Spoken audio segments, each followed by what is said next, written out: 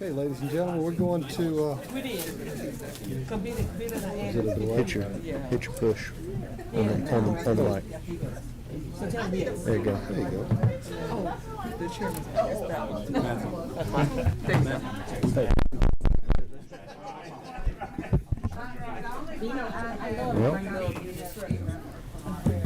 Oh well. There we go. Now we got it, maybe. Voice volume up. Finally. Okay, ladies and gentlemen, we'll call the Economic Development and Tourism Committee to order. And first item of business today is our House Resolution 883 as we move this on hopefully to the Rules Committee tomorrow morning early. This one we intend to see the state, have all kinds of things in here with the World Cup and as you can tell, and I don't know if Michael Owens is here, but he had the actual numbers for where we stand with the in relation to the agriculture industry in the state, and we're basically in a dead heat with the number one rankings, and we're gaining. So that's where we are. So if there's any conversation or recommendation or even a motion that we move this study committee on to the Rules Committee. I hear a motion and a second. All those in favor after you swallow say aye. Aye. All those opposed, it moves on to the Rules Committee.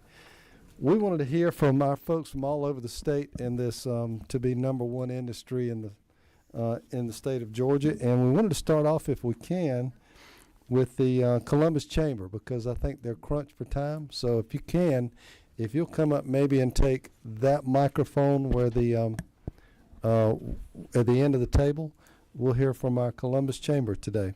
And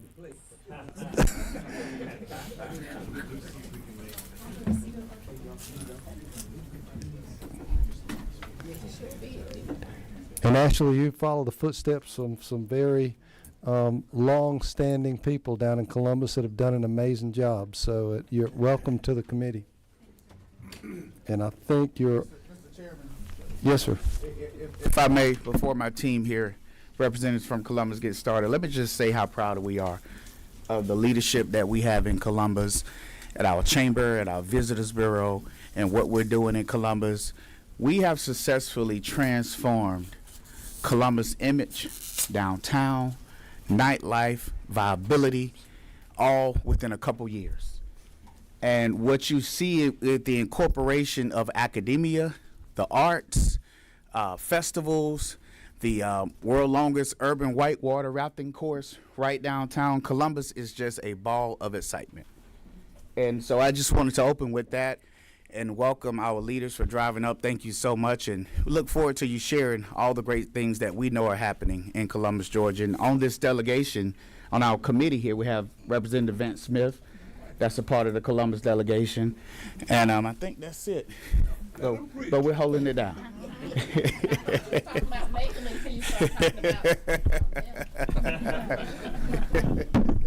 We're talking about the second largest city in Georgia. Thank you for coming. You have the mic, so you have the floor. Thank you, Chairman Stevens. Thank you, Representative Reese, for teeing that up for us, and I certainly want to thank Representative Smith and all of you for your support during these past 39 days with one day to go. My name is Brian Solito. I'm the Vice President of the Columbus Chamber of Commerce, and joining me today is Ashley Watena. She is the newly positioned President and CEO of Visit Columbus GA. I'm going to hit the highlights on several topics related to economic development, and then I'm going to hand off to Ashley to tell you what's going on in the tourism side of the business. I hope you all enjoyed receiving a few weeks ago our Clingstones hat. That is the Braves AA affiliate, which is going to start opening night in Columbus on April 15th. We hope that they will get off to a better start to the season than the parent club, but there's nowhere to go but up. So we hope you enjoy that inaugural season hat. Their first opener is at Synovus Park on April the 15th against the Pensacola Blue Wahoos. And if you're a baseball fan, raise your hand, minor league baseball, then some of the other teams in the Southern League they'll be playing with will be the Biloxi Shuckers and the Montgomery Biscuits and the Birmingham Barons and the Huntsville Trash Pandas and the Chattanooga Lookouts and Tennessee Smokies. So the Columbus Clingstones got a lot of bit of head scratching and eye rolling, like, what's a clingstone? And as you all know, this is the peach state, and a clingstone is a peach. It's a variety of peach. It's that early season peach, and the state of Georgia is known across the country and across the world as being the peach state. So we're very excited, not only about the $50 million that our community put in to revitalizing what was known as Golden Park, which is now called Synovus Park, but also the stage that sets for the redevelopment of an area we call South Commons, which right now is the baseball stadium, our civic center, an ice rink, a football stadium, and our South Commons softball complex, which hosted the Olympics back in 1996. All of those assets and facilities are stitched together with a sea of asphalt. The vision is to attract developers to do some sort of mixed-use development around the park. And so if it were just about baseball, I think that I've heard our mayor say it would not have been the home run, pardon the pun, that we think that this whole development could be, not only in and around the stadium, but also the ripple effect that it could have throughout not only the Columbus economy, but the Columbus region as well. As you all know, Braves country is strong in not only in Georgia but in the Southeast, and minor league baseball attracts a lot of eyeballs as well. So when you take a look at South Commons and what could happen with an area called the Liberty District, which is about to celebrate its 100th anniversary of the Liberty Theater, which, as Representative Reese knows, is a very important area to Columbus. It is where so many African Americans have their initial business development roots, and trying to redevelop that area in conjunction with South Commons. One of the tools we're looking at utilizing is tax allocation districts, which I know is an important economic development and redevelopment tool in the state of Georgia. So a master plan for that redevelopment is being contemplated along with the master plan development for South Commons. I want to talk real quick about industrial development. The mass grading of a 64-acre site in Columbus's Muskogee Technology Park has just been completed. We use that to attract new companies and businesses to the Columbus area. Long gone are the days of showing a prospect a site that has, is covered with pine trees. They don't even it doesn't even register. So we have done a good job locally of using funds that are allocated to doing site development, and we find that is paying good success. We're about to have a ribbon cutting on an Amazon facility in Columbus. It's a newly opened delivery station, one of those last mile delivery hubs, and we'll do that on April the 10th. Pratt & Whitney, many of you know that name. They came to Columbus in the mid-'80s. They will be celebrating on April 11th their 100th anniversary as a company, which has now grown to over 2,500 employees just in the Columbus area alone. So we'll have that ribbon cutting and celebration next week. I want to touch real quick on what's happening in the Columbus State University cybersecurity realm. As you know, many major companies call Columbus home, including Aflac and TSYS Global Payments and Synovus.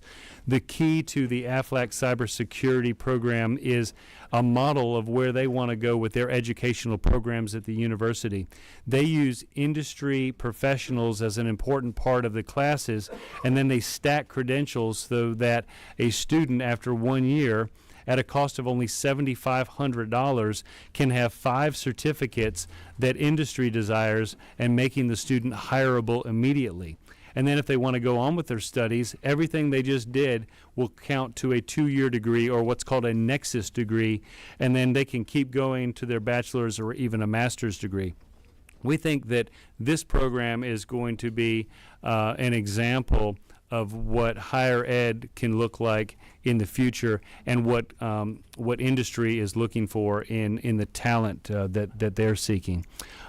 Lastly, I would say before I hand over to Ashley is thank you all for your support. I would ask that you continue to fund state programs like the One Georgia Authority, which in my over 21 years experience in doing economic development and chamber work has really been a critical component of companies locating in the Columbus region and across the state for that matter, in making that decision when we're competing with so many other states and locales. Thank you all for your attention, and I will now yield my time to Ashley. Well, thank you, Brian. Chairman Stevens, Vice Chairman Gamble, representatives locally, Reese and Smith, as well as all the distinguished committee members. Thank you for the opportunity to be here today and just share the remarkable success story that is tourism throughout Columbus, Georgia. As someone said, tourism is not just visitors passing through, it's about economic vitality flowing in. And so as you all know, tourism isn't simply adjacent to economic development. It is economic development in its most dynamic form. You've already heard from J. Mark Walter with our state tourism office. You've heard from Amanda Dyson Thornton with our Georgia Association of Convention and Visitors Bureaus, and also Chris Hardman here with Georgia Hotel Lodging Association recently about the impact that tourism has made in the great state of Georgia. I also want to just reminder of our tourism at the Capitol that in 2023 alone, we brought in $40 billion, with a B, billion, in visitor spending and generated $5 billion in tax revenue. That substantial contribution underscores how tourism directly strengthens the state's fiscal health as well as the critical services that are necessary for all of Georgians. Highlights in Columbus for FY24, we welcome over 2 million visitors to our city. We also employed over 4,400 people in our community in the tourism and hospitality sector. What's really important, though, is really highlighting a few of the different attractions and what is new and going on in Columbus. So we have many attractions, but the two that are the award-winning recently is our Columbus Museum. They just earned a national recognition for USA Today's top new museum. They just underwent a $25 million reimagining project.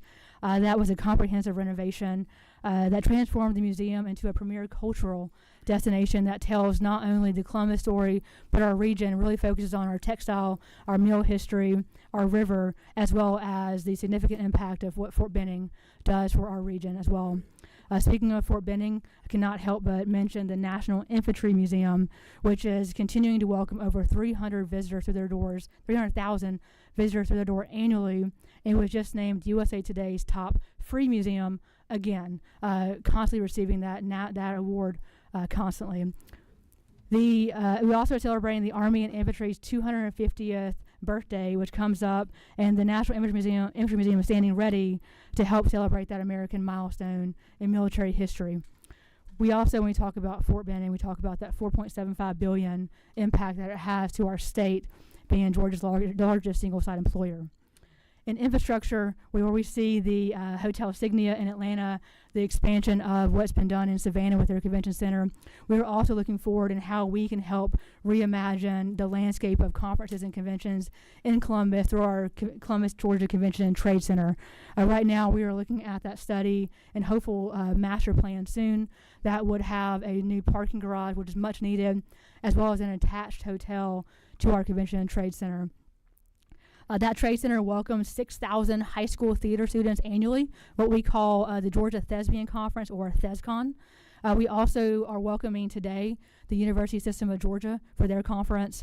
Next week we'll have Creative South, which brings in over 400 plus designers from all over the world to Columbus. And I would like to take a minute and recognize Representative Gamble for the Georgia Association for Career and Technical Educators, who will be in Columbus for the first time next year. So thank you for all your efforts in that, sir. And then everything as well from also being an award winner recently through our Georgia Association of Convention and Visitors Bureaus, which also Representative Stevens has also won many awards through us. And I've seen many of you at our state conference, so thank you as well for your support in tourism.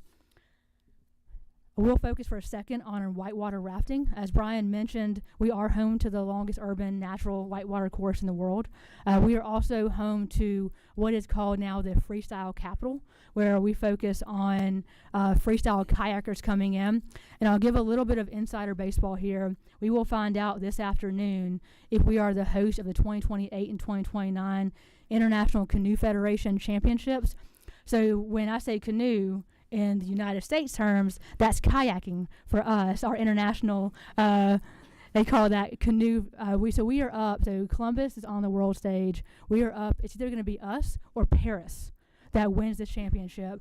So just show you the world. The world's coming to Georgia, not only through, I know with our friends here in Atlanta with FIFA, college football, everything else. We are also making an impact in that professional sport.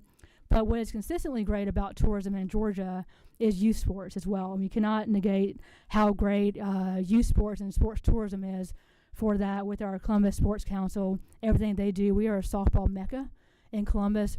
You know, thinking back to the days of '96 softball Olympics to what we have today with also soccer, bringing in, wrestling, grappling, everything else. Youth sports is a great testament to economic development and tourism in Georgia. And lastly, Brian did just mention this, but the Liberty Theater celebrating 100 years as being the soul of our community. So everything that Brian just mentioned, kicking off this week with our celebration in the Liberty District, leading up to our gala, and then a short film festival, as well as another event taking place in our Liberty District, Mother's Day weekend, Ma Fest. Ma Fest is named after Ma Rainey, Mother of Blues, home here in Columbus, Georgia. So we'll celebrate that as well, Mother's Day weekend, and invite all of you out for that. And lastly, just wanted to take a moment to thank this committee for everything you're doing for economic development and tourism. As we are Georgia's #1 state for business, we also believe that we are the #1 state for tourism, and you are the body that helps us do that. So thank you very much for all your efforts in helping us be the #1 state for tourism. Thank you.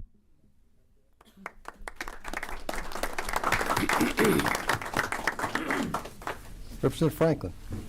Thank you. I appreciate you sharing everything. It's really interesting to hear what you guys are doing. And I'm just sitting here thinking of all the ideas and everything. It's pretty neat. But what I wanted to ask you is about 2 years ago, I attended a conference. It was AI related for different areas around Georgia, and they were getting grants to implement this. And Columbia had a delegation, and it was in regards to your river with the kayaking. And they were implementing AI to determine, I guess, what routes people took and the best routes and where the rocks were, and if people fell over, how they can get first responders to them quicker, that kind of thing. And I was wondering if you knew anything about it, and if it's implemented, did it happen? And if it did, is it helping your development for that river? Well, sir, I'm not specifically aware of such, but I think that what you say is probably being used by our first responders in Columbus, because river rescues, unfortunately, that river is, while it's safe, it is also dangerous because of the undercurrent and also because of the flow and the rocks that are in there.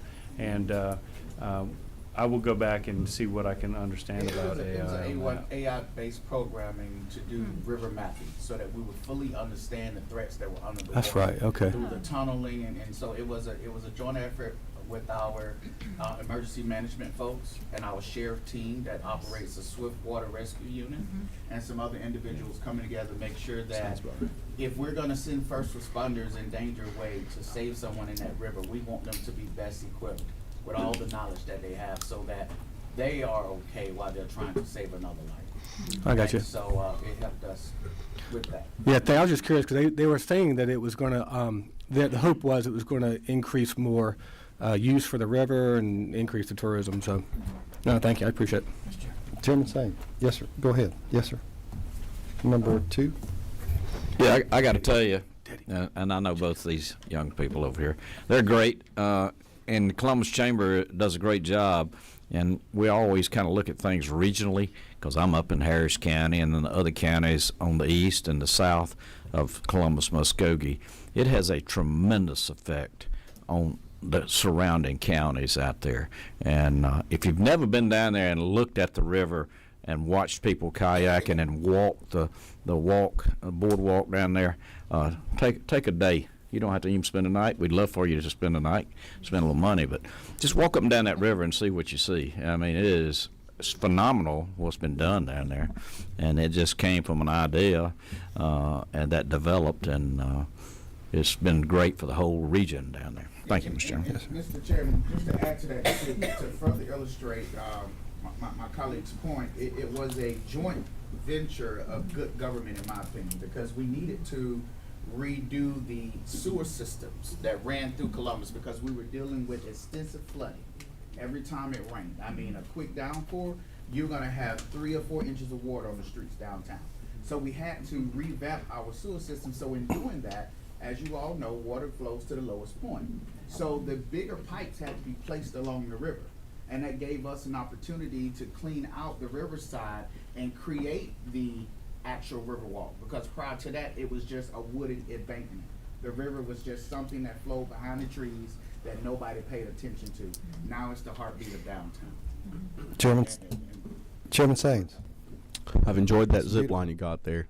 But in terms of, just want to highlight, so y'all are competing against the Seine River for the canoeing contest. Would you say that the Chattahoochee is a much cleaner, safer river than the one they try? More fun. I appreciate it. I'm glad we're justly competing with the city over the pond for a great, and thank you for putting Columbus and the state of Georgia on the map that way. I mean, competing with Paris, you would think we'll be talking about Atlanta. Representative Hefner. Thank you, Mr. Chairman. I was just sitting here having a conversation with my colleague across county. We were both very, very interested in what you're doing. So I'm from Augusta, Georgia, representing Richmond County. He represents Columbia County, just on the other side. And we were both discussing about how your partnership and your situations have come about with joint counties. He and I actually have a situation where we share the Savannah River with South Carolina, and we don't have a mechanism or a program to fully develop or reimagine the idea for our downtown. I thought I saw Representative Mark Newton in here. He left. Okay, he just came to eat. Make sure you know that. He ate and left. No. But I'm just really curious about, because it appears that you are very much embedded with the tourism aspect in the way our situation is in Augusta. We have a tourism, a whole authority that deals with that. I know they do some things that they partner with the Black Chamber or with our Metro Chamber, but it sounds like that you have a system that is well defined and you all work together. So we're interested in how you cultivated that financially, politically, relationally. How did you do that? Well, your question certainly has a lot of tentacles, right? And it's probably too involved to get into today. I will say it really harkens back to vision and leaders and leadership. The state of Georgia owns the high water mark on the Alabama on the Alabama side. I know Representative Smith's been in Columbus. She knows all about it. That's right. And as Representative Reese says, this river walk was basically a covering for a combined sewer overflow pipe, which you could drive a bus through. I mean, I'm not talking about a small 2-inch pipe. And so, all of the players, not only the chamber and the Visitors Bureau, but an entity called Uptown Columbus and the consolidated government. Not having a city council and a county commission who are always, with all due respect, sometimes at odds with each other as to what needs to be done and what can be done. I think that's kind of where it all starts, and would love to have an opportunity to maybe get you with the right people offline to hear about some of those details. So I'd be happy to set that up. And also, if I can add in, sorry, sir. With Benish and Augusta and then Shelley at Tourism for Columbia County, those are two amazing professionals in our industry as well. We've actually hosted Augusta in Columbus to see how we do it. But I think Brian alluded to the fact that Georgia's first consolidated government has really helped just start that partnership and collaboration with Columbus 2025 and other initiatives. We all know what we want and we want to achieve in Columbus. And we all work together and work through our lanes to achieve that accomplishment. Representative Franklin, again? No, it wasn't me. Okay. Then Representative Clark. Which number? 7. Thank you, Chairman. I had a question about, you mentioned the Infantry Museum, holds a special place in my heart. Went to Fort Benning for Infantry School, Ranger School, and loved the museum. I have two young boys and can't wait till they get older and take them there and let them see the whole story. I had a question. I'd heard part of like the sound system, I think it was like last year, I'd heard was needing to be updated or something. Do you know if that's been updated, or because I'd heard some funding was needed? I can definitely check in on that with on our board sits Pete Jones, who runs the National Infantry Museum, so I'll be happy to check.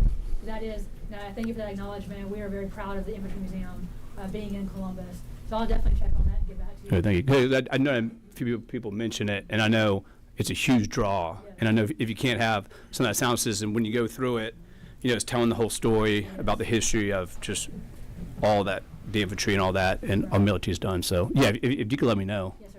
Thank you. Let's see. Representative Al Williams. Thank you, Mr. Chairman. Thank you all for a great presentation. And the lady from Augusta, they are much too modest to tell you, but as a 25-year member of the Development Authority and current chairman and on the Tourism Board, hire the best to lead and get out of their way. We have villages dedicated to us, so we don't have the political interference or influence. Hire the best and let them go, because they have the vision and the experience. When you don't have that, then you have start and stop and all kind of foolishness. Get the best you can get. Thank you so much for coming, and I know all the members still have a lot to ask, and we'll get with you afterwards. But I remember 28 years ago, whenever Bo Calloway came down and said, "Look, tourism is economic development," and boy, have you done it in Columbus. So, thank you for coming. Thank you, sir.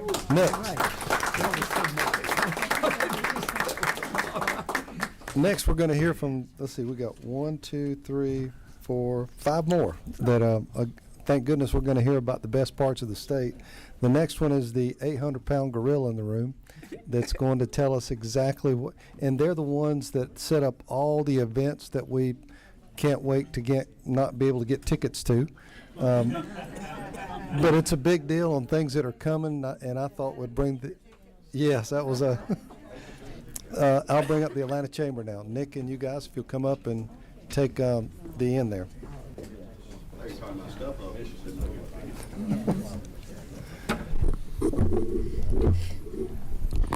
Mr. Chairman, members of the committee, thank you for the opportunity to speak with you today. My name is Dylan Horn, and I represent the Economic Development Team for the Metro Atlanta Chamber. Like a lot of folks you'd find now in Atlanta, I'm not originally from Georgia. I was born and raised in Japan, where my father worked for Suzuki Manufacturing, which is headquartered in my hometown. But because of economic development, Suzuki decided to invest in an ATV assembly plant in Rome in Floyd County. So my family packed our things and we moved to Georgia to live and work in Georgia. More than 20 years later, it's special for me that I get to give back to my home state in this role by recruiting companies like Suzuki so that future families like mine can live and work in Georgia. But it's because of the business-friendly environment that you and your colleagues at the General Assembly have created that communities can win projects like this, and that has led Georgia to be the #1 state for business. The Metro Atlanta Chamber is a nonprofit regional business organization, and we represent the voices of the business community of the 29-county Metro Atlanta MSA. The Chamber is an economic development organization at heart, but some of our other core business functions that help support this work include our public policy team.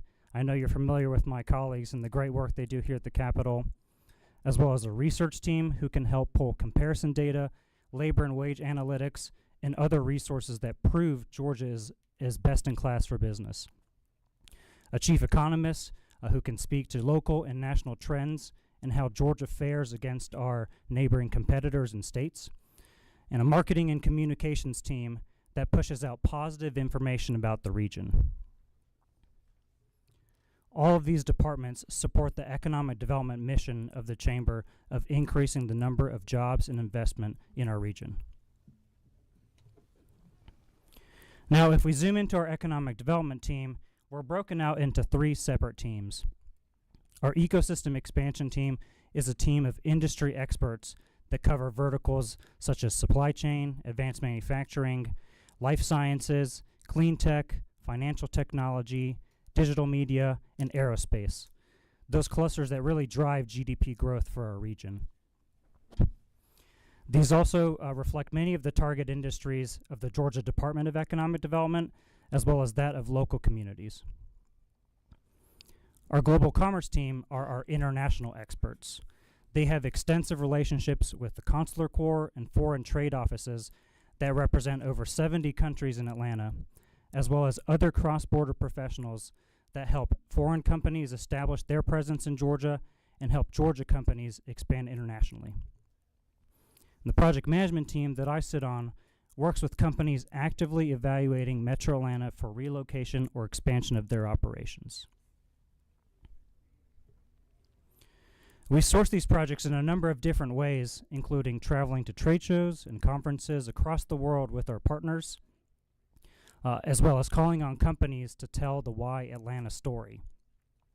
We also build relationships with site location consultants and commercial real estate brokers who advise companies on where to locate. We host these projects and their key decision makers in town with our partners and advocate on behalf of Georgia as they evaluate multiple communities across multiple states. And we've been quite successful locating these projects in Metro Atlanta. This list is a sample of companies across all industries, from technology companies to sports organization headquarters to manufacturing operations, that all recognize the strategic importance of having a presence in Metro Atlanta. We work all of these projects with our partners at the Georgia Department of Economic Development, Georgia Power, local communities, and so many others. And ultimately, that's the reason Metro Atlanta has been so successful in economic development in recent years. I know I'm not the first to tell you that this team approach that we take is unique and is what sets us apart. And that's the feedback that we're getting from site location consultants and companies on why economic development in Georgia is best in class. But again, Georgia's competitiveness and success does really start with the work that you and your colleagues at the General Assembly do. So I thank you for your help in making Georgia such an attractive place for business. We look forward to our continued collaboration as part of One Team Georgia. Thank you, and I'm happy to pause for any questions you may have.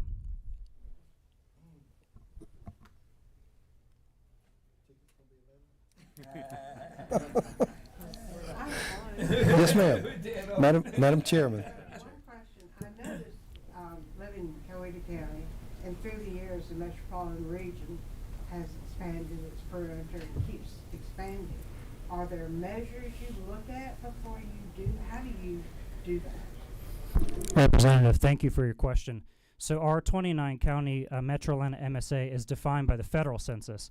And so, because Georgia is such an attractive place, not only for businesses, but also for families, we find that many folks are moving to the Metro Atlanta MSA each and every year and each and every day as well. So it's no surprise that the boundaries have continued to increase, and we expect it to do so as Metro Atlanta continues to grow in the future.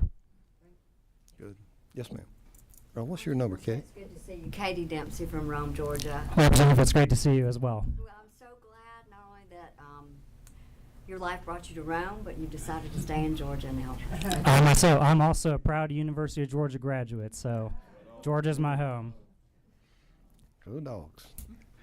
Anybody else? Thank you, guys. Can you give us any update on the back on the tickets again on the soccer?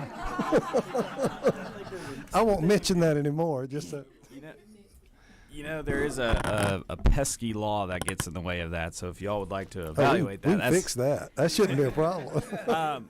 No, certainly. So we've had extreme success, and that really is much like economic development comes from this body. So through the sales tax exemption on major sporting events tickets to the appropriations to help host the 2025 CFP National Championship along with the 2026 World Cup, we could not do that. Those successes and host those events without y'all. So this past summer and fall, we were able to also land the 2028 Super Bowl, which will be our second time in a decade of hosting that event, as well as the 2031 Men's Final Four. That was an event that we were supposed to host back in 2020, and literally was canceled a week before it was supposed to occur. You know, we're all going to watch the game this weekend, enjoy some college basketball, but unfortunately we missed out on that and that opportunity, and so we're thankful to have that event back in 2031. So some other events that I'll highlight that are also occurring between now and 2031, we've got Club World Cup, which is not the international teams but the clubs, so Champions League, Premier League, all the national teams coming together, and I think we're hosting 4 events here, including a quarterfinal game here in Atlanta, so that will be a good little appetizer, I'll say, for the World Cup. We have the All-Star game this summer over at Truist Park. We just actually hosted the Sweet 16 and Elite 8 at State Farm Arena a couple weeks ago. I know Auburn University and some others were in that, and I think it was a sold-out crowd, so we were thankful to host that event. We've also, this is also public knowledge as well, but U.S. Soccer will be putting in a bid for the 2031 Women's World Cup. So we actually have the sales tax exemption running sunsetted between now and 2031. That was very much intentional based on the events that we were looking at for the future. So excited to see not only what we're already secured to host, but also some future opportunities there as well. So, and I'm excited to hear about the Kayak World Championship. There are a lot, and this committee has heard from others around the state of major events and events that are maybe not to the scale of Mercedes-Benz and State Farm, but certainly have the same impact around the state, whether it be men's or SEC volleyball, SEC golf championships, Division II championships up in Dahlonega, Kayak World Championship. There's certainly a lot of success around the whole state there. So, and let me be the first to just thank you for being out front, making sure that you make us proud. You really are the ambassador whenever you get these events here, and we're on display, and makes us all put your chest out a little bit, from Georgia. It does. I mean, the other side of that is obviously the opportunities we get from economic development, having these companies here, having people visiting Georgia, visiting Atlanta, but also spending time getting out around the state. We'll have a whole month here where folks in between games are going to need places to go. So whether it's Macon or whether going to Augusta, Savannah, we're certainly hopeful to take advantage of that opportunity where we've got international and national guests here for over a month. So we're excited for that. Thank you. And since nobody else has a question, I'll put one back to you. We're the center, it seems, in Georgia for all the credit card processing that goes on around the country, around the world. Can you mention any of that? I saw MasterCard up there on the... Absolutely. So Georgia is very well positioned in financial technology, and we're a leader not only throughout the country, but also throughout the world. So over 2/3 of all U.S. card payments are processed by Georgia companies, and 6 out of the 10 major companies that deal in that space are Georgia companies. So we continue to strengthen ourselves, and announcements like MasterCard and Visa are just part of that success. Good deal. Thank you guys again for sponsoring lunch and especially bringing us up to date on the events and the things that are coming. So, thank you so much. Thank you, guys. The Greater Augusta Black Chamber. Thank you for coming. Thank you for having me. Do I have a presentation? So I did email it to Bailey. Yes, ma'am. Should I hit it? Okay. Let me out just a little bit. While they get the presentation up, I'll just introduce myself so we can keep moving along. I'm Ronique West. I'm president, co-founder of the Greater Augusta Black Chamber of Commerce. Thank you for inviting all of us out today. I think it's good for you to hear about economic development, tourism from each one of our perspectives across the state of Georgia. So I get to highlight the chamber and then highlight Augusta, which I always love to do anytime I speak. So let's get right into it here. Just myself. Let's talk a little bit about the chamber at first, just to get started. You probably not heard of us because we're very new. Our mission is to foster economic stability for businesses in the CSRA through advocacy, education, networking, discovery, and strategic partnership. We're actually based in Augusta, but we are a regional organization. So we cover the 15 counties you see in front of you, Georgia, and 5 in South Carolina. We were established in 2017. We have a growing membership. We have done 8 capacity building programs. We trained over 1,000 business owners. We provided grants and loans to our community to the tune of over $500,000. We also have partnerships, collaborations throughout the CSRA and nationwide as well. We travel about 2,200 miles for advocacy each year. A little bit about Augusta, Georgia. So we are the 2nd or 3rd largest city. We have a little friendly competition with our friends in Columbus. Largest city by land in Georgia. Total population of 206,000, but during the work week, we can go up to 600,000 in our metropolitan area. Economics, median income is about 51,000. Bachelor's degree is about 24% holders. Associate's degree, 9%. And then Augusta, Georgia, which I think the chamber had a lot to do with this, has been in the top 10 cities for black businesses in the last 3 years. Our race and ethnicity is about African American, 56%. White is 32%. Hispanic, which is growing in our area, 6.38%. 2 or more races, 3.9%. Asian, 2.24%. Pacific Islander, about 0.19, and then 0.44 for other. Now, this is how Augusta kept me here. I'm from Indianapolis, Indiana originally. So if you ask me, it's going to be location and weather, okay? So Central Savannah River area. And it's hard to lock me down, okay, guys? I'm just going to be honest. We're a 2-hour radius from Atlanta, Charleston, Savannah, Charlotte. We have access to I-20, I-95, I-77. 4-hour radius from Jacksonville, Knoxville, Winston-Salem. Proximity to ports of Savannah and Charleston. We have mild winters, pleasant summers. That was on our tourism site. It's hot, okay, in the summertime. Augusta Tourism, so this is from our tourism department, which we do work with closely. In 2023, we had over 5 million visitors in Augusta, Georgia. And so that's between overnight visitors, day visitors, business visitors, leisure visitors. Of course, a little golf tournament you guys might have heard about started this week, going on next week, Augusta Nationals. They contribute to that visitors. We have a Juneteenth Augusta Festival that is growing pretty heavily. It has about 10,000 visitors each year now. Pride Augusta, and then we have an air show that our regional airport is now hosting. We have Blue Angels coming at the end of this month to Augusta. So, let me go back. Augusta Industries, manufacturing, healthcare, education, retail, cyber hub, of course, golf car, capital. I feel like we're becoming a small business hub now. We got a lot of initiatives happening with Accelerate Augusta between Downtown Development, Augusta Tech, and then our military, of course. Our large employers, everybody heard of SRS, Textron, Club Car, Arubis, Standard Aero Expansion, Plant Vogel. I always like to talk about ADP because that's how I got to Georgia. Cyber Command is some of our large employers. So spend a little bit more time on these slides because this is where I am passionate about. There's our small business community. So the industries, we have retail, food and beverage, arts and entertainment, health and wellness, agriculture and professional services. In our small business community, the top industries will be health and wellness, agriculture, and professional services. We have about 15,000 small businesses in our area. If you look at the census data, is usually pulling employer firms, so that's why it shows about 3,000. It's not counting our small businesses, actually. I'm always talking about we need accurate data, so we really need to get that information from our business licensing offices and get that data kind of going into our census so that we can have more accurate data for what is happening in our small businesses. Based off of those percentages, I would say employing about 99,000 of our residents in Augusta areas are small businesses.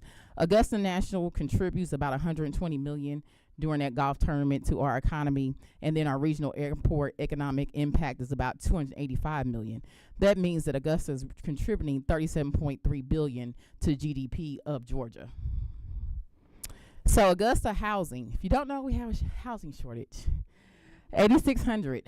We're talking about it all the time, right? Between my Columbia County Chamber, Augusta Metro Chamber, all the chamber partners, and all the partners we work with in our region.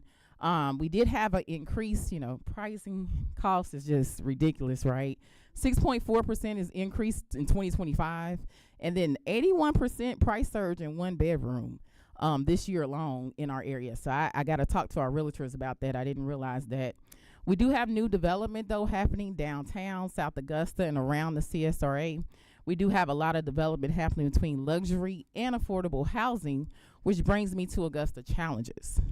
So affordable housing, which I think hurts every community, any municipality you talk to across the nation, you hear about it. I just think the calculation needs to change. That's just kind of my thing. I think we got to stop basing it off of two-income household, base it off that median income and really start regulating those costs around building, housing pricing, and so forth. That will help our community tremendously. Transportation. We talk about workforce development. We talk about economic development. We talk about tourism.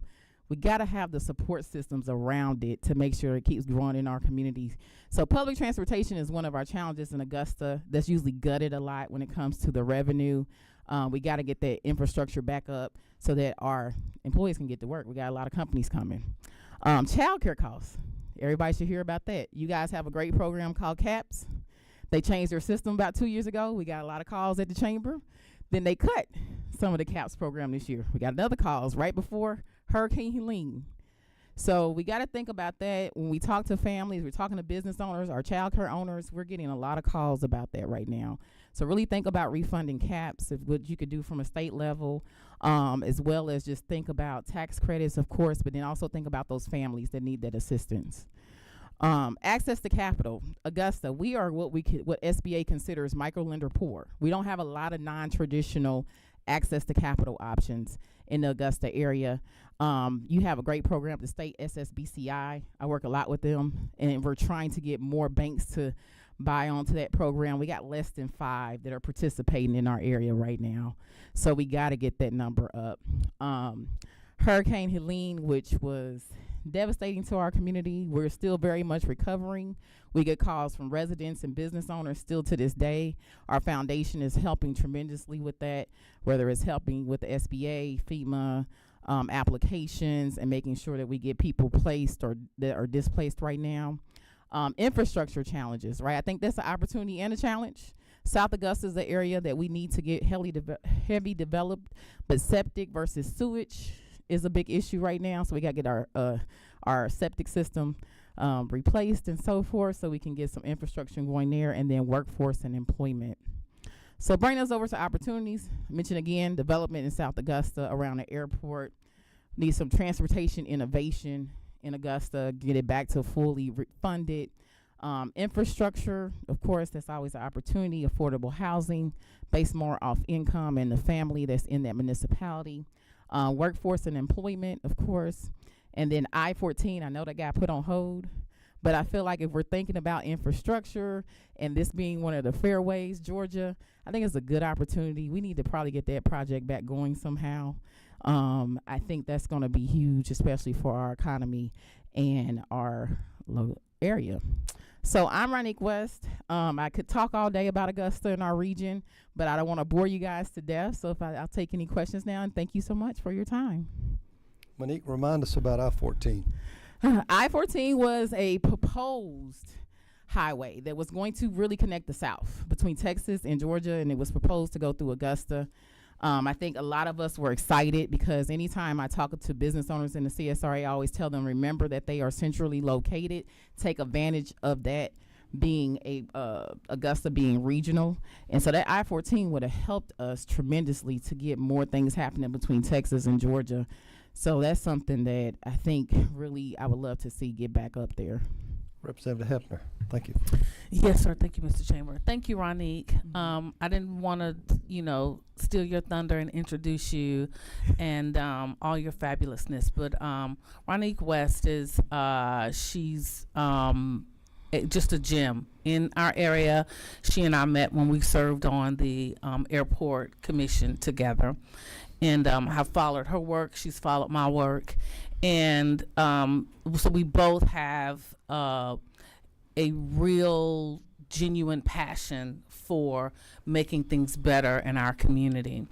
To her point about infrastructure, I think I've talked to Chairman Stevens a couple of times about having some of the areas in our community not too far from the airport where those residents and those families don't even have sewer line.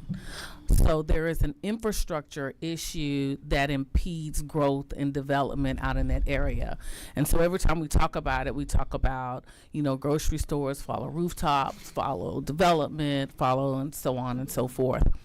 And that is one of a huge issue for us. I think we're the only regional airport area that does not have a hotel, a sit-down restaurant, or a major event venue within a 5-mile proximity of it. So you get off at the airport when you fly in for the Masters, and you get off the airport, and right there, that kind of looks like an armpit. That's my district right there. And so they drive you through, and then you go around to Carlton's district and a little bit of this gentleman's district and Representative Newton's district, where it's a little older area, but it has more commercial development than what some of the things that she's addressing. And we certainly could use all the ideas, everything that you could possibly throw at us in terms of development for housing, because that number about the units that we're missing, 8,000 units deficiency. So when people come to the area, we have probably $500 billion of manufacturing development in my district. These people move someplace else. They move to South Carolina or North Carolina or to Columbia County, which is great. And like she said, I don't know if you heard that number, where she said during the day we have over 600,000 residents that work in our immediate area, but we have this bleed out where people, they don't live there, they just work there, and they go back home to their communities, where we love to have that particular profession or industry there to work, but we like to be able to house these communities. So I just wanted to tell Ronique, thank you for coming to deliver this information, and thank you to all my colleagues for being willing to listen, and any of your ideas that you have, we are open. We are open. As a matter of fact, he and I were just talking about a game plan when we're going to get home. We probably going to need all y'all to come down to the municipality with us, because they're going to be ready to jump on us, right? But thank you again, Ronique. I appreciate you being here, and that's all I have. And that brings up, I'm glad you teed me up for that. Next year, Vance and I have been working in the Ways and Means Committee on an infrastructure bill that all of our surrounding states use for this, as we're going to be the 5th most populated state in the country in the coming decades. So we're going to have to fast track some infrastructure, and you'll be hearing about that early next year. So South Augusta. We can do it. Teed me up for that. Thank you. Thank you. Solomon, you had one? Yes. Thank you, Chair Stevens. Thank you. I feel like I learned a little bit about Augusta. Great. Your presentation. That was cool. I was curious, the housing shortages you all have, is that due to zoning restriction, or are you all just struggling attracting developers to come build in Augusta? I think it's a little bit of both. We do have where we do need to update, of course, our charter and zoning things. I think we just finally passed something on tiny homes, and of course tiny homes has been a thing around the country for a long time, so it was a lot of work to get that done. And of course, you guys understand politics, so we do have a lot of that happening. And then of course we do struggle a little bit because in Augusta we're regionally located, so sometimes developers have an easy time going into another county that's surrounded by us wants to develop, and so that's why they're moving to Aiken or North Augusta. So we do have some of those challenges in Augusta, but I do believe we are working through those as our commissioners continue to change, and they are hearing from the business folks in the community and development folks in our land development conference coming up here in May. And so as we all continue to work together, we're seeing those improvements. But yes, it's a little bit challenges there, and just with zoning for sure, and then just the attraction to kind of build in other areas because of less of the not red tape, but just the older zoning laws is what I would say. Thank you. The former mayor of my great city, Edna Jackson. Chairman. I don't. It's on. Thank you very much. My family is from Waynesboro and connected to Augusta as well. Great. And what I've heard here today, there is so much that I've heard that I think we can even use in the city of Savannah, even though I think we're the greatest city. I work a lot with Monticello and Tamika, so and I just took Dr. World, but yeah. Yes. Okay. We've already talked. I was on the committee. Okay. But some of the things that I heard here today, I really feel that we can use in Savannah, and we need to have a better connectivity. Even though Marcellus and everybody is involved with our Chamber of Commerce, but it seems like we need to expand and do some other things together, because I'm hearing so many great things that are happening in your area that we can use. Now, the final thing is that I hope that I can get this presentation that you're doing and use it as an example of what some of the things that we can do to integrate all of the communities together. Even though we have other chambers of commerce, I think we have a Hispanic Chamber of Commerce now, but coming together and looking at it globally of how the connectivity could all be, except that one doing this and one doing that and all of that. So I would love to have that presentation that you awesome. did. We'll be sure to get it to you. Okay, thank you so much. And Thank you. The young lady in your mayor's office. Yes, Jasmine. No, the other. She's from Waynesboro, Georgia. Okay. I can't think of her name. Lord have mercy, Jesus. But I can get Please and some others that are there, and the cart company is in Savannah this week. Okay. Right, yeah. And my daughter went to SSU, so I got a little love for Savannah too. Things are about to get busy in Augusta in the next day or two. I Yes, think so. we're already busy. Yes. Thank you. If there's nothing else, thank you so much for coming. Thank you. Next, you wouldn't pick this one out of a powerhouse, but the Bullock County Chamber of Commerce with Representative Franklin here. And let's see, the Speaker of the House and Chairman Butch Parrish. And who else is on that delegation? That feel real close. So. Thank you, ma'am. Welcome. Thank you. Thank you, Chairman Stevens, and thank you, Representative Lehman Franklin. My presentation looks almost identical to hers. So you're about to see something similar, but for Bullock County. And I will say that I feel like a small fish in a big pond with all of these people. I am originally from Middle Georgia. In fact, this guy right here taught me everything I know about economic development. So if I sound stupid, you can think. Actually, everything I know I learned in Macon. Also worked at the Millersville Chamber. So this is my third chamber that I've worked at. They all operate very similarly. They may spend more time in one area than the other, but we all pretty much have the same mission. So let me get into that. And first, that is our team. So we just have a team of 4.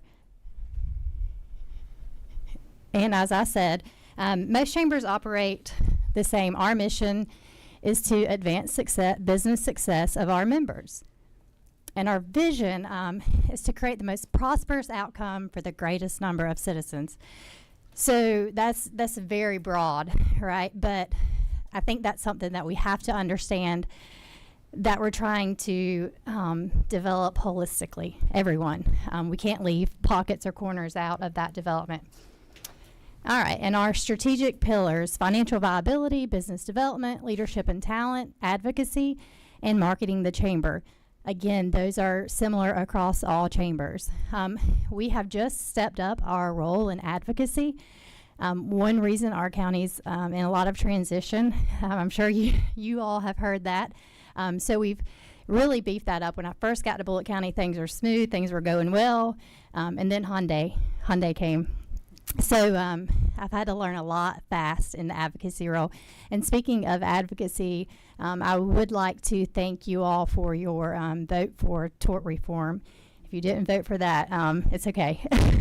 That's huge, huge for our business environment. So our local advocacy has been really around those leadership changes. Okay. So our geographical overview, and these are the things that I feel give us a competitive advantage in economic development. We have our county is the 8th largest county in Georgia by total area. We have a lot of square miles, 689, which means a lot of dirt roads. I think we also are number one for dirt roads in the state. And I think they have T-shirts that say that. I do not own that T-shirt. We have 2 on-ramps to I-16, and we are less than 60 miles from the Georgia ports and Savannah Airport. And our demographics that I think give us a competitive advantage. We are growing. 86,000 is not what you'll see on the latest census, but that is the number we're seeing locally. Our average age is 30 years old. The average age in Georgia is 39, again, based on the 2021 census. So we have a relatively young population, and you probably can't see those numbers on the graph, but our largest is 20 to 24 years old. And of course, that is a direct result of Georgia Southern and Ogeechee Tech. And 40% of our residents have an associate's degree or higher. So we like to tout that we are a very educated community. So our key industry sectors, number 1 is education. With 4,534 jobs, we take education seriously. And I thought I had a slide with our top employers, but actually Georgia Southern is our top employer. Number 2 is healthcare with 4,018 jobs, hospitality and food with 3,298, and retail at 3,160. And number 5 is manufacturing at 2,080 jobs. Now, I think with the new Tier 1 suppliers for Hyundai that we have coming online, you may see manufacturing jump to number 4, but with jobs also comes more retail. But I think you'll see them more neck and neck. All right, and I know you guys are for economic development and tourism, this committee, so I don't have a ton on tourism. I was not able to get with our tourism department, but we do have tourism. Georgia Southern Athletics is a huge player in tourism. They're a D1 school, and the football games are packed. We just got the convocation center that I think you guys helped tremendously with securing that convocation center. And do a lot for Georgia Southern, and that really boosts our tourism. Mill Creek Regional Park, it is probably hands down one of the best recreation departments in the state that I've seen. We also have a county-owned water park called Splash in the Borough that is part of Mill Creek Regional Park, and that is actually, I have an 18-year-old son, and he works there, so it's really tremendous. If you're ever in town, you should check that out. We have Averett Center for the Arts, the Ag Arena, and I am told that it has events there every single weekend. And then we have an incredible farmers market downtown Statesboro that starts this Saturday. It goes every Saturday until November or December, I believe. All right, so our business climate. We probably have multiple communities who have presented today that are Tier 1. That is, as you know, the most lucrative tier. There's 4 tiers. That's the most lucrative tier you can be. But what makes us different about being a Tier 1 community is the reason we are is because of the Georgia Southern transient population. 75% of Georgia Southern students live off campus, so they are factored into the median household income. So we look a lot poorer on paper than we are, but the good news is they're really not as poor as they look on paper, and they have a lot of disposable income. So they support our retail and food tremendously. So we kind of have a win-win scenario with that. We also have several tax allocation districts, federal opportunity zones, and very robust business resources. The Chamber would like to consider ourselves a great resource, but we also have SBDC, the Business Innovation Group through Georgia Southern, and the Center for Business Analytics through Georgia Southern. It's always great to have a large university in your backyard. All right, so with Hyundai, that has 8,100 direct jobs. And the next four are actual Bullock County industries. So June at 630 jobs, Ecoplastic 456, Hanon at 160, and Revalue at 71. I'm so sorry, Stephen, that we got all those jobs. All right, so our future challenges. We have several, and I know you guys are all at this table because you handle problems. So I'm going to tell you the problems that you can get to work on. We have infrastructure demands. We do not have county water. When I moved to Bullock County in 2021, the lady I was buying my house from said, "I will write our neighbor a note and let her know you need water." I was like, "What did you just say?" I came from Macon with state-of-the-art water. But she was telling the truth. She literally wrote our neighbor a note to let her know that I needed water.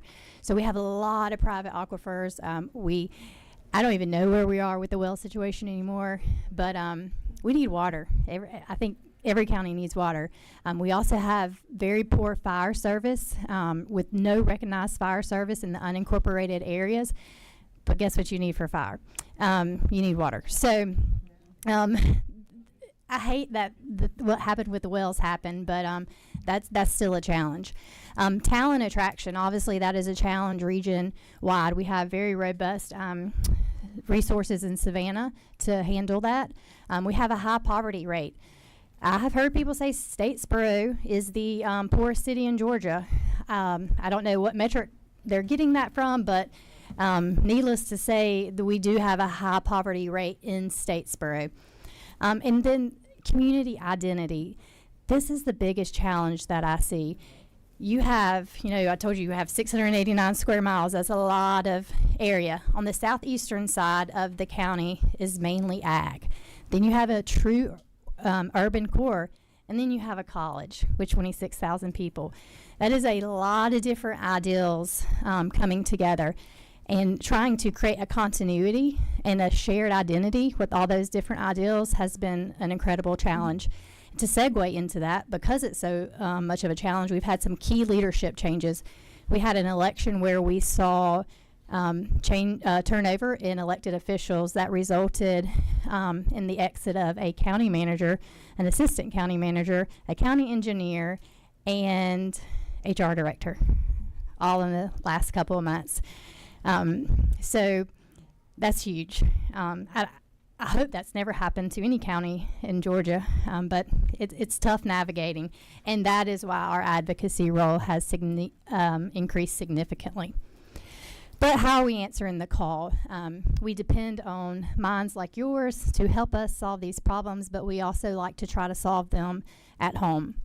So we, to handle talent attraction, we are taking a play from Macon's playbook. They have a website called Choose Macon, and we're going to have one called Choose Bullock.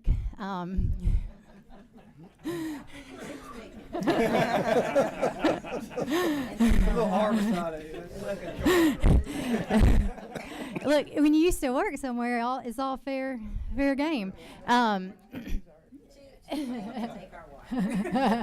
Oh yeah, I would love to have y'all's water. In fact, random story, when I go home to visit, my hair didn't used to look like this until I moved to Bullock County.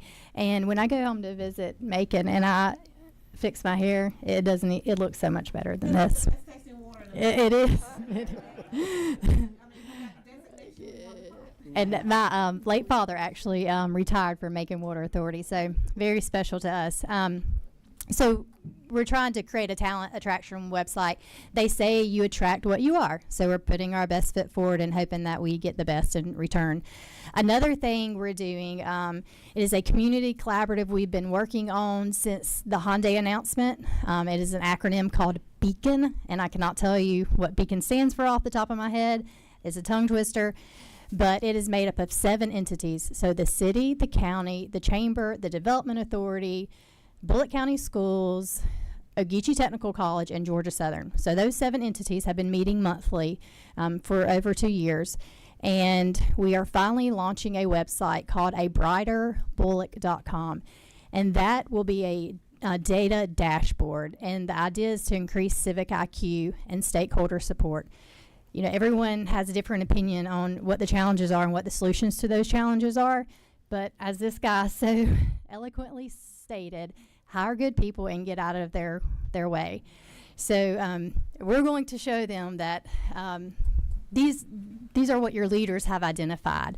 And then hopefully we'll all be on the same page with addressing that. And then economic opportunity.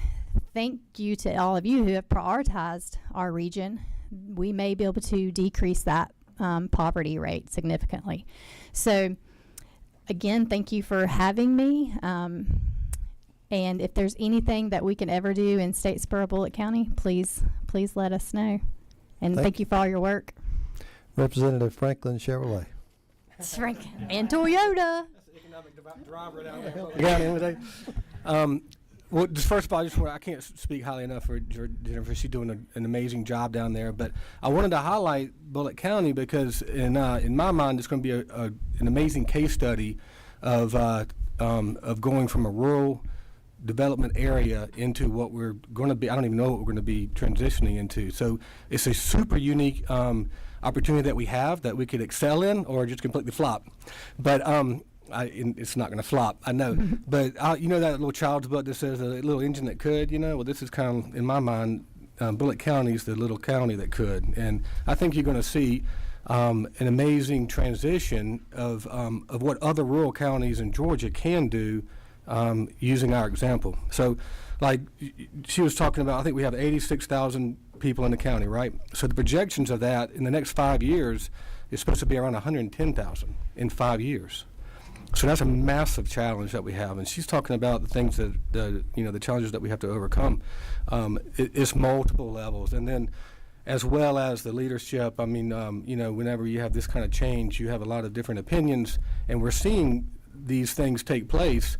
And you're navigating it very, very well. She's become quite the leader in all this, to be honest with you. But it's going to be interesting to see how that moves and develops into, because, in Southwest Georgia, there's significant economic growth issues and problems. My mother came from Colquitt or Miller County, and they had the Mayhaw Festival down there.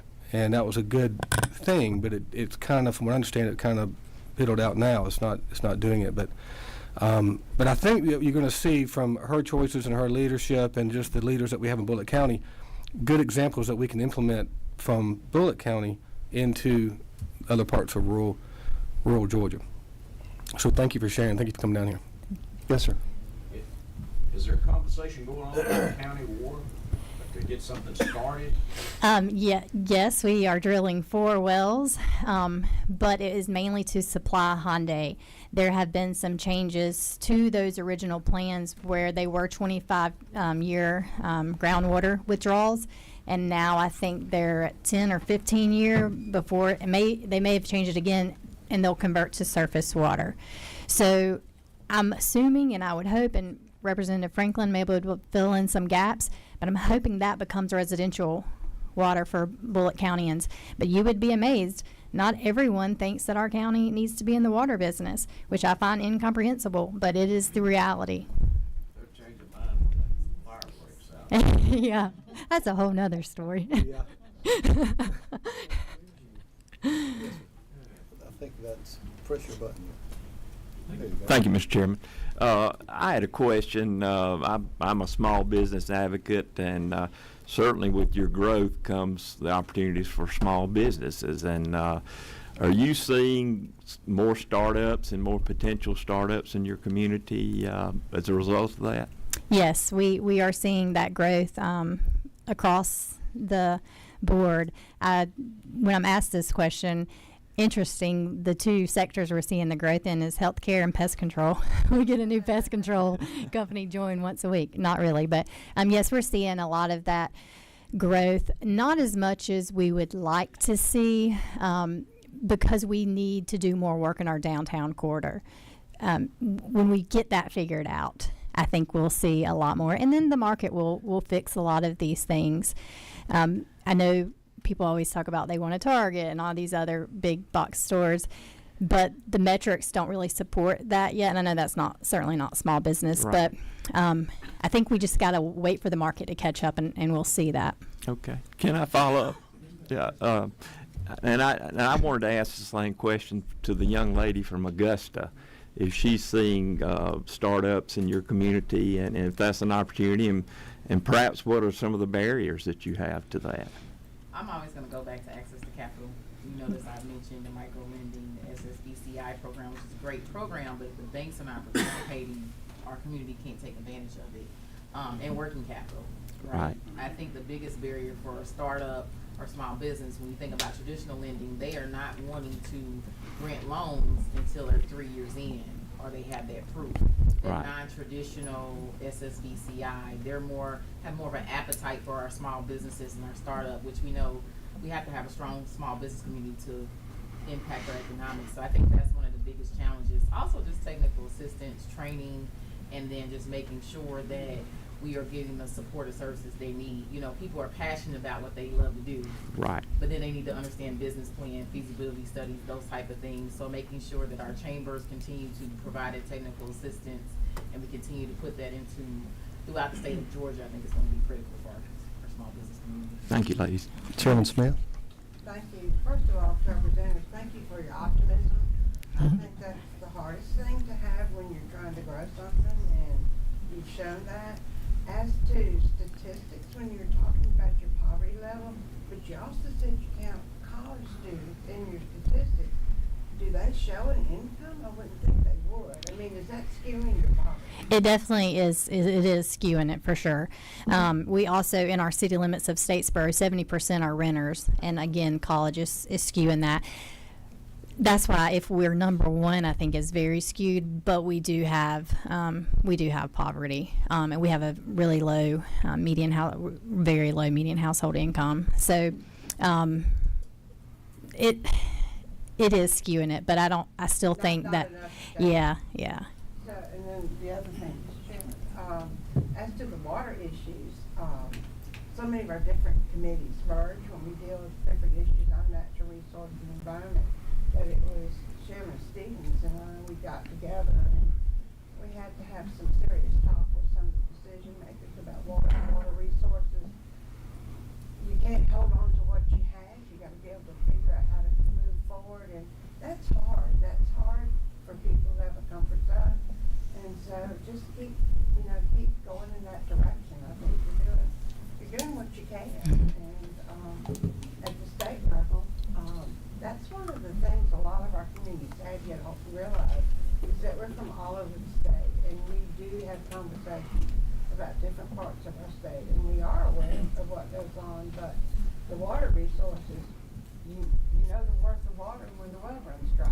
So it's a serious economic development issue, and I think we might even need to dig deeper into that.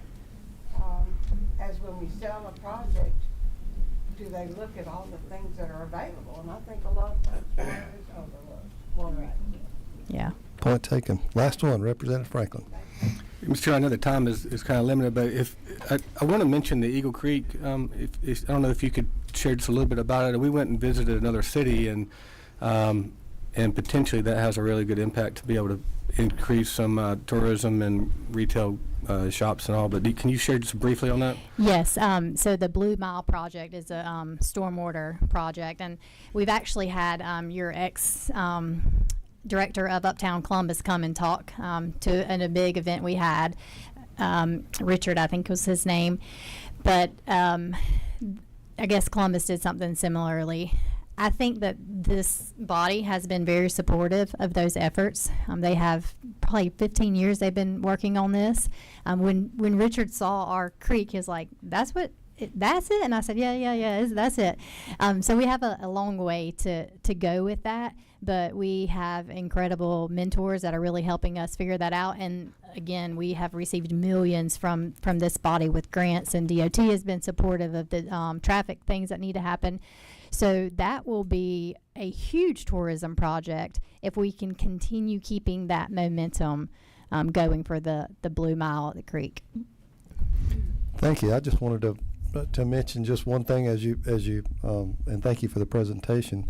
The Jack Hill Arena is brand new, still got paint drying on it, so there's a few influential people down in your area that have been past and present, so thank you for coming and presenting. Yes, thank you all for having me. Yes, ma'am. Oh, and thank you for letting me go before Stephen.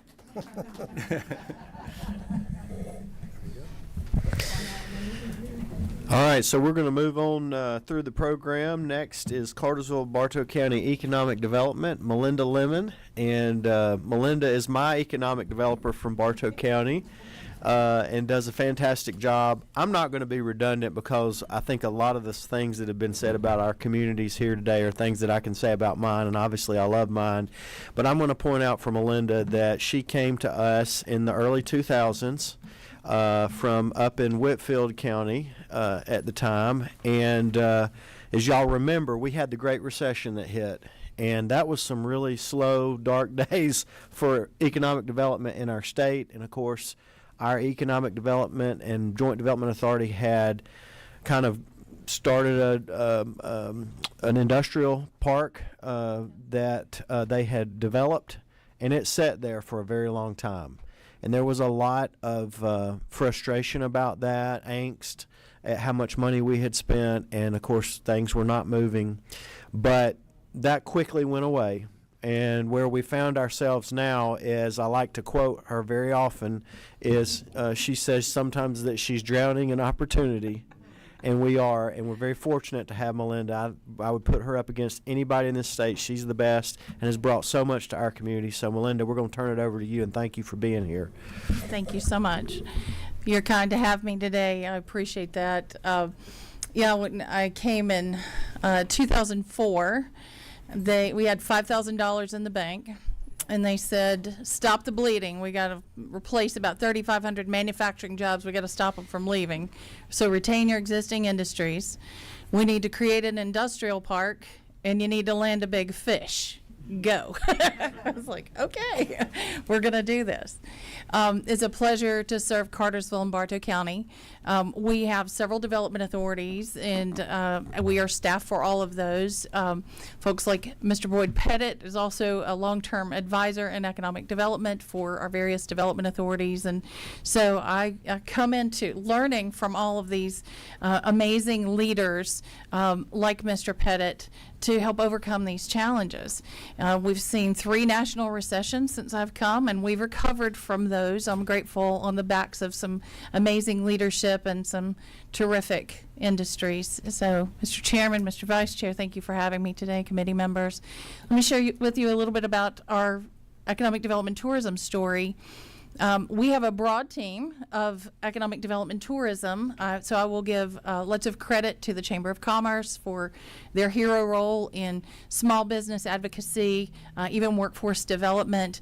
We've got some amazing downtown development authorities. We've got our Cartersville-Bartow tourism folks that have just branded us Museum City, since we have 19 museums. We've got a lot of great things going on in depth and breadth of what you all do as a committee. My role in that is as an existing industry retention advocate and a recruiter of new industry, so that world of global commerce. Over the years, we've getting. I'm grateful we've sort of stopped that bleeding that I talked about and been successful in existing industry retention. I think it's one of our most successful programs. Our industrial park did take a little while to get off the ground. The infrastructure was done in 2008. what great timing, right? Nobody wanted to build anything new, and we had 43 vacant buildings around the community. So we did want to be strategic when things did turn around, and I am so grateful for the partnership of the state of Georgia with the Department of Economic Development, with our utility partners, Department of Community Affairs. Oh my goodness, I could go on. I think, we talked about housing earlier with some previous speakers. I think we've used probably every program that the state has put forth that helps with economic development and tourism. Thank you so much for that. To me, that's really the primary reason why I wanted to come and say that today to you all. After going through some of the ups and downs, let me tell you some of the recent successes. I will say I think there was another aspect that kicked off the successes I'm about to share. In 2019, there was a substantial increase in the interest in building homes in our community. And with new homes came new population, and with that, then new economic development opportunities had a reassurance in the whole workforce story, housing being such an important part of that. The pandemic was hard on us on a lot of reasons, but we still had to work through some projects, and particularly in 2022, 2023 timeframe. Let me share a few of those with you. The Hyundai project did not just impact the coast. We have a $5 billion capital investment in Northwest Georgia thanks to a joint venture between Hyundai Motor Group and SK On. I am so grateful that SK had a great experience in commerce and they were willing to stay in the state of Georgia. They had choices to go to other communities. But we are home to that joint venture. They are calling themselves HSAGP. Their building is 93% substantially complete with construction. They'll employ 3,750 people. And so that's quite a success story all the way around. Actually, another interesting twist on that was it went to an industrial park from the late 90s that was privately owned. It never really took off. I think it was ahead of its time, is the way I prefer to put it. And it went off the market. It had been off the market for more than a decade. And when this opportunity came up, it was just the right fit, the right dimensions, the right utility capacities, and wound up being part of a success story in being able to match those resources. Around the same time frame, Hanwha Q-Cells invested $2 billion in the first fully integrated solar panel manufacturer in the country. Yakult, a Japanese probiotic beverage manufacturer, came to our community-owned industrial park called Highland 75, which is under construction now. Switch Keep 2.0 is our first major data center. They purchased 1,950 acres for a data center complex. Incredible story. We won't get into here. With that and several existing industry expansions in that same time frame, that represents 6,900 new jobs. And are you ready? $9.2 billion in capital investment in these new projects. So I'm grateful. I feel like we've spent 20 years building capacity for economic development success, whether it's utilities or workforce or other transportation infrastructure, and the list goes on. We are at a successful point. I'm grateful. It was hard earned. We're still going through. I can hear Boyd in the back of my head, Mr. Pettit, saying, now that Melinda's made it sound like utopia, now tell the real story. It's not easy, right? There's community investment and leadership and all the pains that go with that, but also the rewards. And so thank you for letting me share a little bit about that. One other kind of twist on this is on our success story, as we go through a capacity rebuilding time frame on water and wastewater and some other utilities, is that there was a family that owned a little bit, 19,500 acres. Mostly in Bartow County, some in Cherokee. They decided after 100 years of owning that, and by the way, letting the state of citizens of the state of Georgia play on 14,000 acres of that in a wildlife management area. They put it on the market last year. So Is there property still left in Metro Atlanta? Yes, there is. 2,400 acres of that was just purchased by a developer that will continue investment in product like Class A industrial spec buildings. We have no less than 14 institutional investors that have invested in our community with their private dollars. And so you'll continue to see some success in that. Tenants that they are helping to attract. So we have a small staff in economic development, but these brokers are doing a great job and are also bringing good jobs to our community. Thank you for helping us, again, with the support through these state departments. You know, Georgia is experiencing this extraordinary growth period. Bartow is no exception to that. Thank you for allowing us to be part of that story. We've worked hard to be ready for those opportunities in that collaboration with our state partners. So, thank you, Melinda, and again, appreciate your work. We've got 17,000 manufacturing jobs in Bartow County. Once we get fully on board with SK and Q Cells, and I'm proud of that because that helps to keep our tax digest robust and not solely dependent on residential. Yes. So it's a nice, not really an it's a nice milestone in the midst of after 185 years of manufacturing and recruiting companies since 1904 because of those enterprise funds that we've got locally. It's nice to be in this position at this time and serve our community. So thank you for letting me share that story. Thank you. Awesome. Yep. Last but not least, again, one of our sponsors would the Macon Bibb Industrial Authority come tell us about how all roads lead to Macon, and they really do.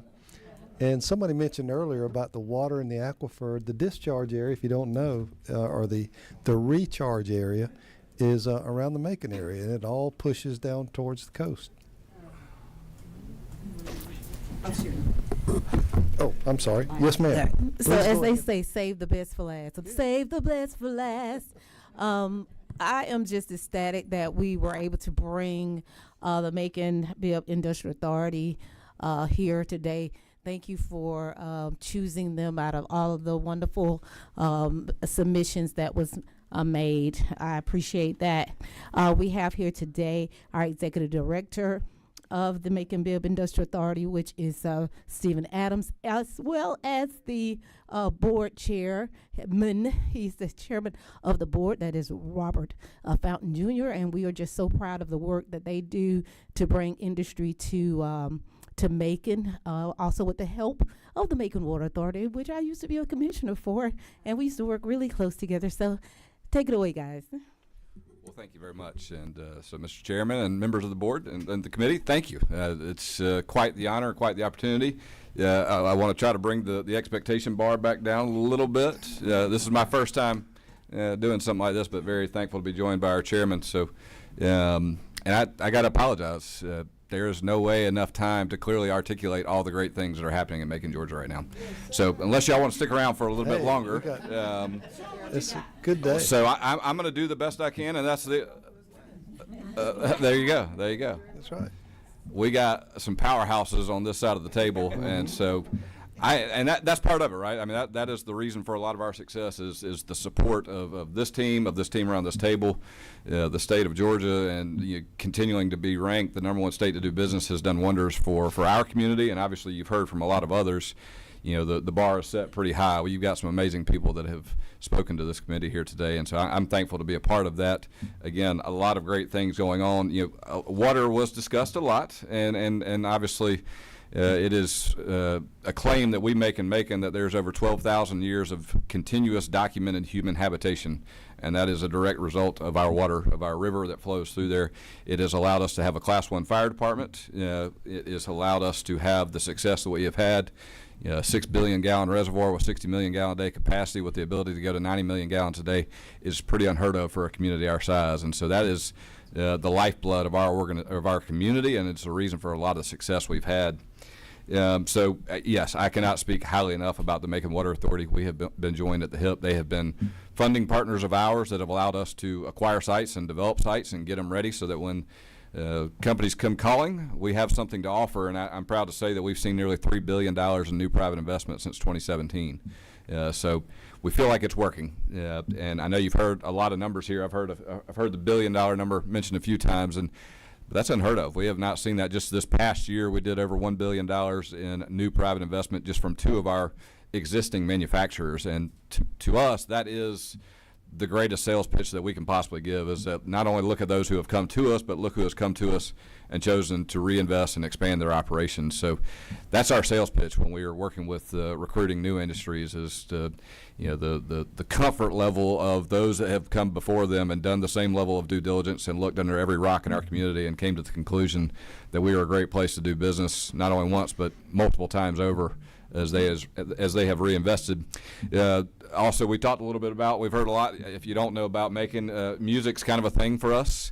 Had a few artists come through. You might have heard of the Almer Brothers, Otis Redding, Little Richard, just a few. And if you've been to Macon recently, just within the last couple of weeks, the new Otis Redding Foundation facility that's been opened right across from our new Hotel 45 downtown. It is an amazing sight to be seen. Obviously, Capricorn Records, everything's happening there.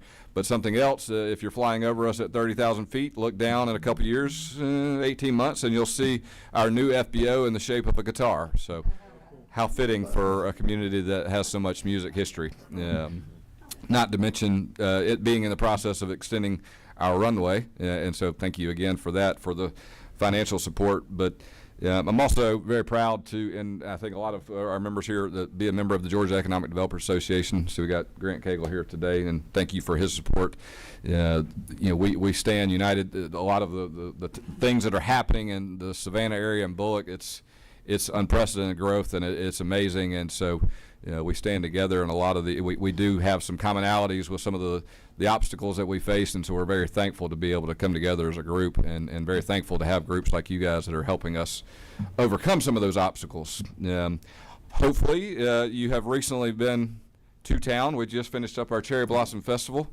With the blossoms come a little bit of pollen, but it is all behind us now. We had, for the first time that I can recall in my adult life, that the blossoms and the weather coordinated perfectly with the festival. So Macon looked really good over the last couple of weeks, and it was an honor, something I got the pleasure of doing and hosting a Japanese exchange student as part of our relationship that we have had in place since the early 70s with YKK. We do have some competition around the state with who can claim to have the first Japanese company invest. It is Macon-Bibb County. It is YKK. And I'm also proud that YKK AP, and I just got a text from the president of YKK AP, which is, you got the zippers that we all know about, but the architectural products division of their company was just ranked by the Atlanta Business Chronicle as one of the best, or the best manufacturer. They just recently opened their new plant in our facility, and we're really proud to see them stay. So again, I could go on. I'd really love to open it up. We've got so many incredible things going on. I'm missing our other economic development partners that I have a great relationship with, and that is something that I know historically, we have had the challenge of maybe we're not all getting along the way we should be, and I am incredibly proud to say that we are all getting along. We all get together regularly. My counterparts at the Chamber of Commerce, at Visit Macon, Newtown Urban Development Authority, we are all singing from the same book, and we're all running in the same direction. And I hope it shows. We're very proud of it. We know it takes time for those types of things to be seen externally, but it's happening from, we're getting recognized by publications regularly. I don't know if you've noticed recently, we just got in Time Magazine as one of the best places in the world. So a little effort that has been underway for about a century now. So we are very hopeful that we will get the national park designation. That is something we are pulling aggressively for. It only takes an act of Congress, so bear with us for a little bit longer. And speaking of bearing with us, pardon our progress, and thank you for the I-16, I-75 interchange progress. We're getting there, and so thank you again for that investment. We're very, feel very confident that when it is all said and done. But it will be much better. But feel free to stop off and maybe go around that and stop at some of our stores, and be happy to have you. But again, I'd love to open it up for any questions. Like I said, it's no way possible that I can cover all the great things that are happening here, but I'm just incredibly thankful for this opportunity. And yeah, I'd be happy to answer any questions if you have them. Representative Parrish, why don't you start us off? I know you want to say something about Macon. Thank you, Chairman. You know, we did not bring our chamber, but we do have the cogs and the wheels that makes Macon Bibb do what it does on a continuous basis, and that is just rise to the challenges that that every city is having to deal with. Of course, you know, high rents, economic development, bringing in the right kinds of jobs. These are the men that get it done for us. I can't say enough about our industrial authority and what they do. You know, the chambers, of course, they're, you know, they put the glossy out. Yeah, thank you. But what you really are looking for is who's going the nuts and bolts that's going to really tamp us down and make us a successful community throughout. We are a consolidated government, and that also has really tremendously helped our city manage personalities. You know, we went from having 15 city council people and 5 commissioners and a mayor, 21 people that you had to come through in order to do business. Now we're down to 9 and an industrial authority. You know, we're really doing well, and we're very proud of the people that are standing on the front line for us. And I thank you guys for being here today with us. Awesome. Representative Jones? Thank you. Thank you. 7.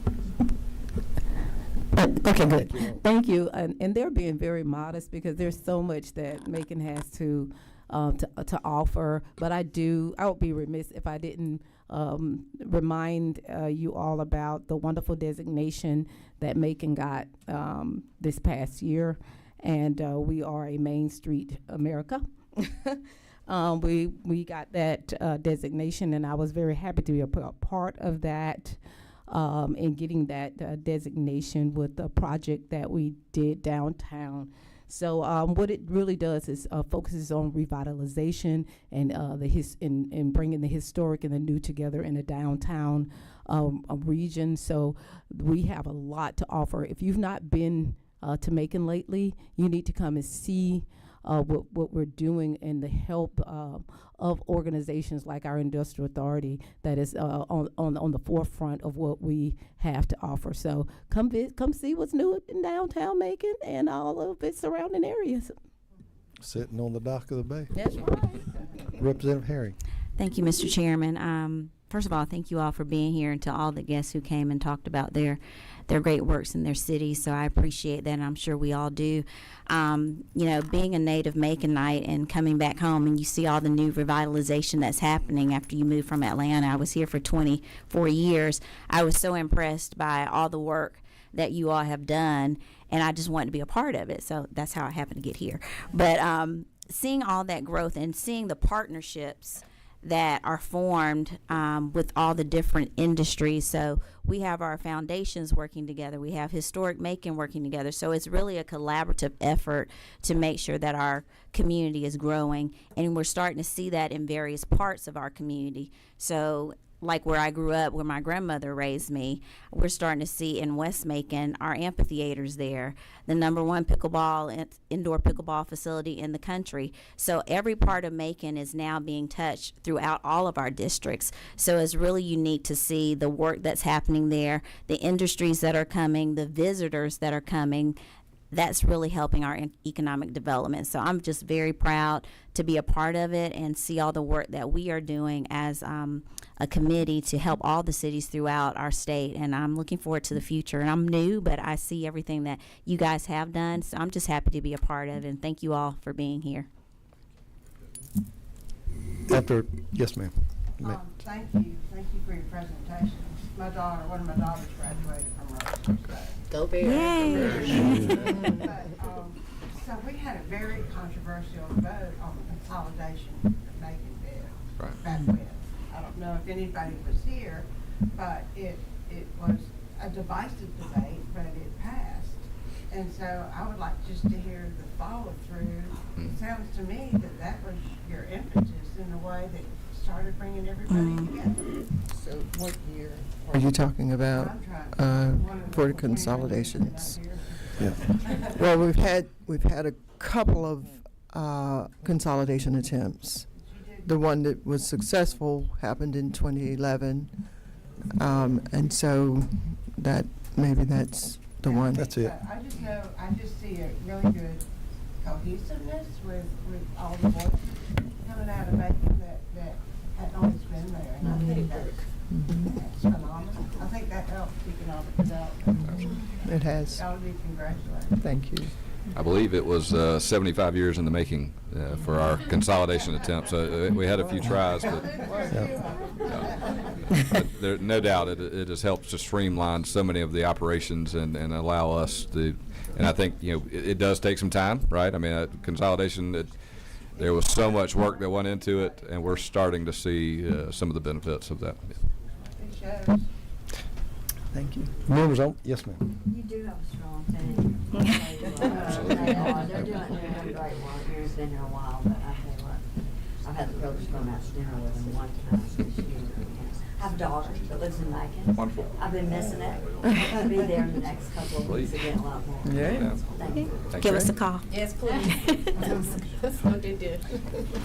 I really want to thank the committee for hanging around for 2 hours. We ordered a lot of food, expecting we might be here till dinner, so y'all just make yourself available, because there's so much that's going on. I really want to thank Macon Bib for their, of course, being a sponsor #1, but 28 years for me is a whole lot of difference in what Macon is today and what it was years ago. So you got a great delegation, of course, and of course for Columbus, the years ago that I went down through there, and it's like it's a different place. The places that they've come, Cartersville, gosh, $9.2 billion.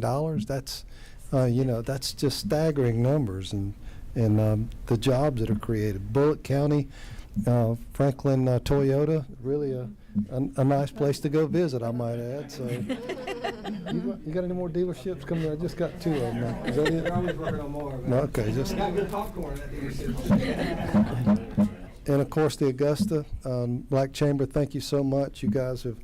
We got some help coming for you on the infrastructure possibilities. So keep that in mind. And of course, as I said earlier, the 800-pound gorilla with the Atlanta Chamber. I want to thank the committee for coming, and thank you again for the sponsors. And we will continue. We are adjourned. Thank you.